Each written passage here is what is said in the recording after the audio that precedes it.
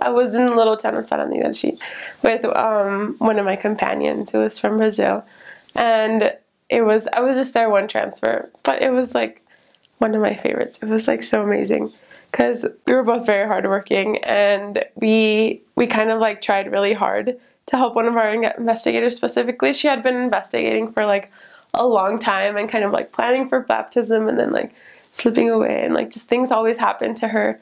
So she was an older lady, and she was preparing to be baptized, and then she like fell off her bike and like broke her hip, and like she couldn't like move and stuff like that. So like things always happened to her that like it just prevented that from happening. But the missionaries had also like not taught all the lessons yet, so we were kind of preparing her for that, and she was still recovering from her hip, and she had like back problems as well, so there was just like all these things going on.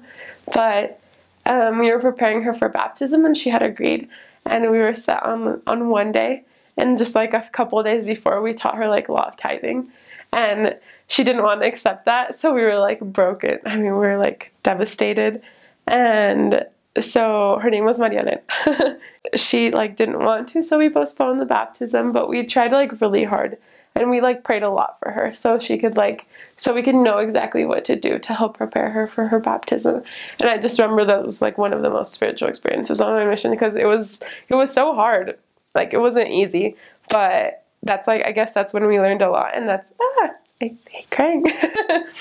That's kind of like when we learned to like, I don't know, to like listen to our Heavenly Father more, and like just like seek his guidance more, instead of like just like depending on like what we had to do.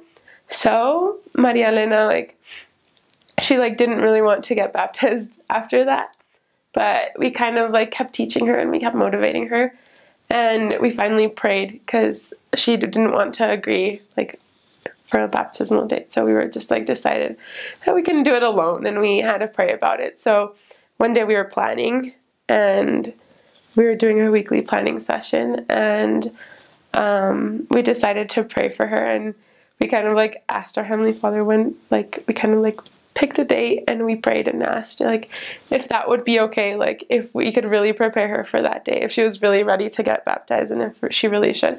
And we just received a confirmation that like she was ready and that we could help her. So we went and we told her about it. We told her that we prayed about it, and that she also had opposition from her husband. He didn't really want her to get baptized, but because they were all Catholic. But we told her about it, and we invited her to pray about it and to ask our Heavenly Father if like that was the day she should as well.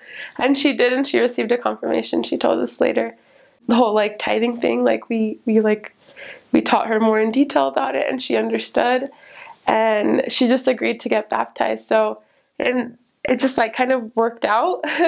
But even like the baptismal day was kind of hard, because she had her hip problems and her back problems, so we couldn't just like do it normal. We can have her get baptized like everyone else.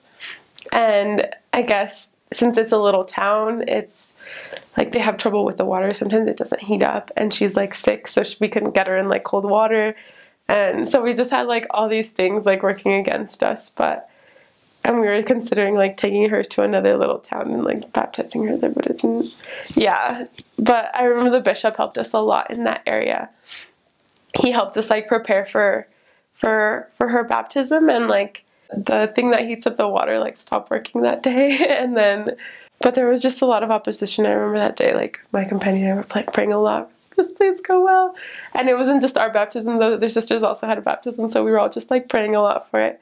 But after like right before like the heater thing started working, and it started filling up the font, and we were like getting ready for all of it, the bishop like called us into his office, and he told us like that like it was a good thing, like baptism was something really important, and there was opposition for a reason, and that like good things didn't come easily, right? So we had to like work for them sometimes. And it was going to be hard sometimes, but he said that he felt the Spirit really strong, and that it was going to be a really great day for them, for those converts that were going to be baptized. So we like all knelt down and prayed, and I remember I felt the Spirit really strong. And after that, everything just kind of like worked out. So it just got better, and they were all baptized, and it was just a great day. And I just remember feeling really happy, because at the end, she was really Catholic, right?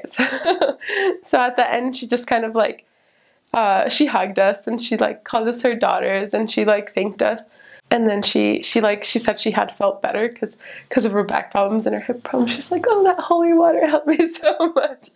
But it was hilarious because she was just really happy, and it was just like the best thing ever to see her like that. So that was my favorite part. It was like hard, but it was totally worth it.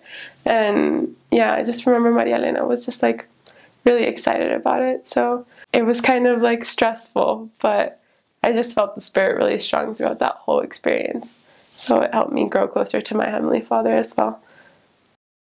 Well, in my last area, there was an investigator. His name was Andres. And when I got there, he had already taken one lesson from the missionaries and already had like a really spiritual experience. He had gone to church like the Sunday before I got there.